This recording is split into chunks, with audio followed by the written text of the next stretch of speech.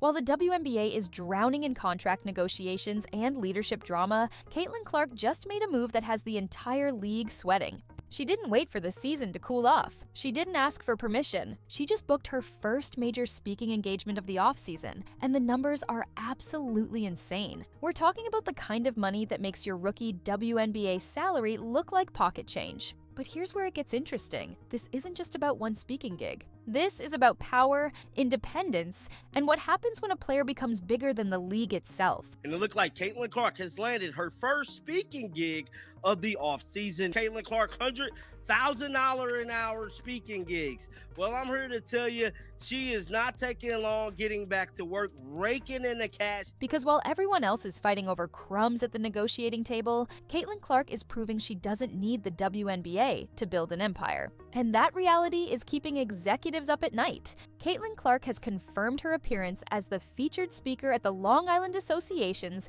2025 Fall Luncheon, scheduled for October 29th in Woodbury. This isn't some casual appearance at a local gym or a quick photo opportunity with fans. This is a high-level corporate event where business leaders, executives, and decision-makers gather to network and learn from influential figures. The Long Island Association represents some of the most established business interests in New York, and they chose Caitlin Clark as their headliner. That alone tells you everything about where her brand stands right now. She'll be sitting down with the association's president and CEO, Matt Cohen, for an in-depth conversation covering her record-breaking performances, her cultural impact on basketball, and her influence that extends far beyond the court. These aren't topics you discuss in 15 minutes. This is the kind of conversation that commands attention, respect, and most importantly, significant compensation. According to industry reports, Clark charges a minimum of $100,000 for a 30-minute virtual speaking session, and she's participated in at least 6 such events in the past year,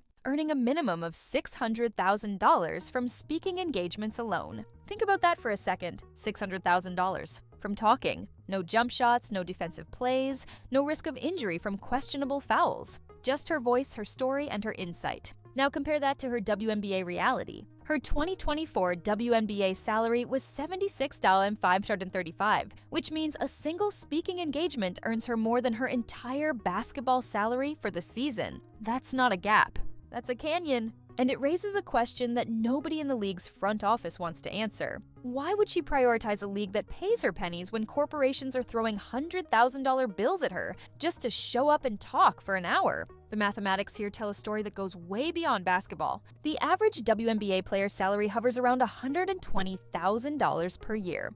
That's what most players grind an entire season to earn. Caitlin Clark can make nearly that amount in a single afternoon speaking engagement. She doesn't have to run plays. She doesn't have to defend against aggressive opponents. She doesn't have to deal with referees who somehow miss obvious fouls. She just has to be Caitlin Clark, share her journey, and collect a check that dwarfs what most of her peers make in 12 months of playing professional basketball. This isn't luck. This is what happens when you build a personal brand so powerful that it transcends the sport itself. And that's exactly what has the WNBA in full panic mode.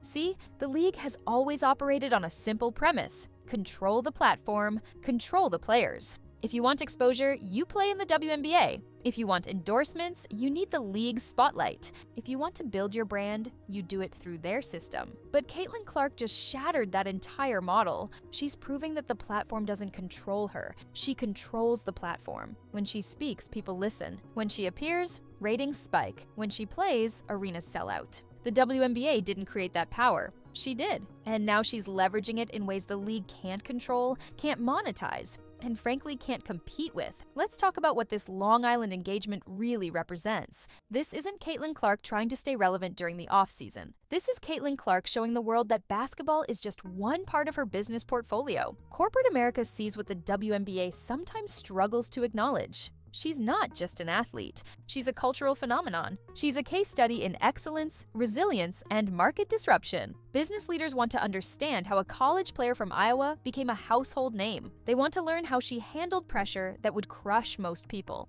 They want insight into how she navigated criticism, elevated her game, and created a brand that generates more revenue than most WNBA franchises. That's the value proposition here. And that's why companies are willing to pay premium rates to get her in front of their audiences. The timing of this announcement is particularly telling. While 2025 WNBA viewership has shown overall growth with a 3% increase on ESPN networks and a 4% climb on ION, the league faces a critical moment in its history. Contract negotiations loom, player dissatisfaction simmers, leadership questions persist. And right in the middle of this uncertainty, their biggest star casually announces a speaking engagement that will probably earn her more in 2 hours than most players make in a month. That's not a coincidence. That's a statement. It's Caitlin Clark telling the league, the media, and every other player, I don't need you more than you need me. And that shift in power dynamics is absolutely revolutionary. Here's what makes this even more fascinating. When Clark doesn't play,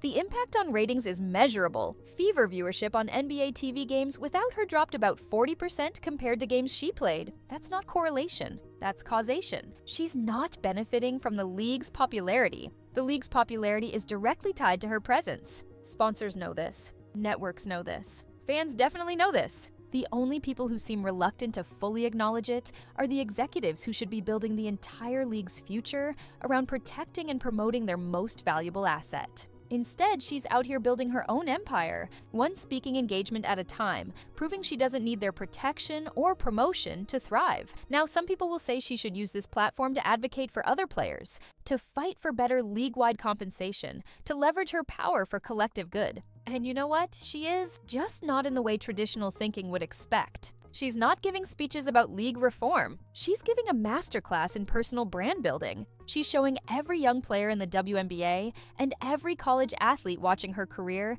that you don't have to wait for the system to value you correctly. You can create your own value. You can build revenue streams that don't depend on league negotiations. You can turn your name, your story, and your influence into generational wealth. That's a more powerful lesson than any press conference statement about pay equity.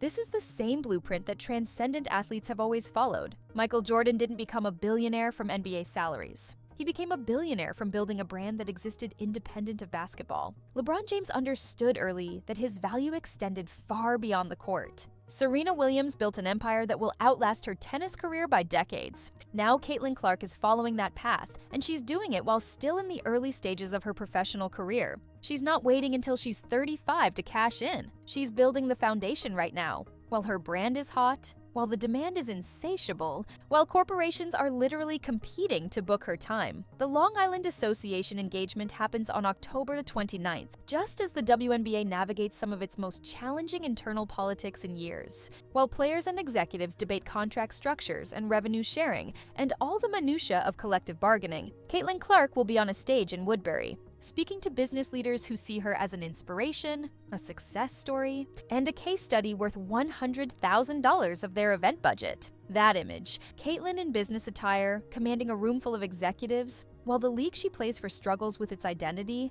that's the visual that tells the whole story. She's already operating on a different level. She's already transcended. And the WNBA is scrambling to figure out what that means for their future. Some fans online are celebrating this move. Others are questioning whether she's abandoning the sport for corporate money. But both reactions miss the point entirely. This isn't about choosing between basketball and business. This is about understanding that in today's world, elite athletes are multidimensional brands. Playing the game is just one revenue stream. Maybe it's not even the most lucrative one anymore. Caitlin Clark isn't the first athlete to realize this, but she might be the first WNBA player to leverage it at this scale, this early, and this effectively. And that's what has league executives worried. Because if other players follow this blueprint, if they start building independent brands that rival or exceed their basketball value, then the league loses the leverage it's always depended on. The real question isn't whether Caitlin Clark can sustain this speaking career alongside basketball. The real question is whether the WNBA can sustain its current model when its biggest star proves the model is optional. Can you build a league when your most marketable player generates more revenue outside the league than inside it? Can you negotiate from a position of strength when everyone knows your most valuable asset doesn't actually need you?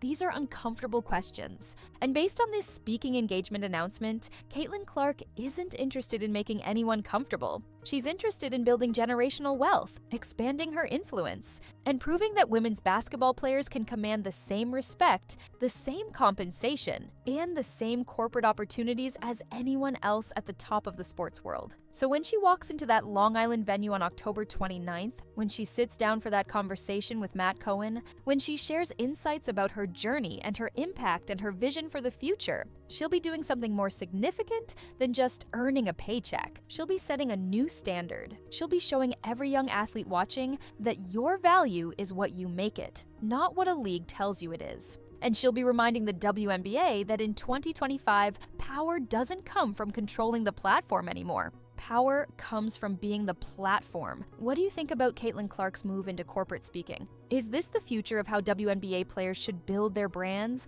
or should stars focus solely on the game? Drop your thoughts in the comments below. And if you found this breakdown valuable, hit that like button and subscribe, because we're going to keep following this story as it develops. This is just the beginning of a much bigger conversation about athlete value, league power, and what happens when one player becomes bigger than the entire system.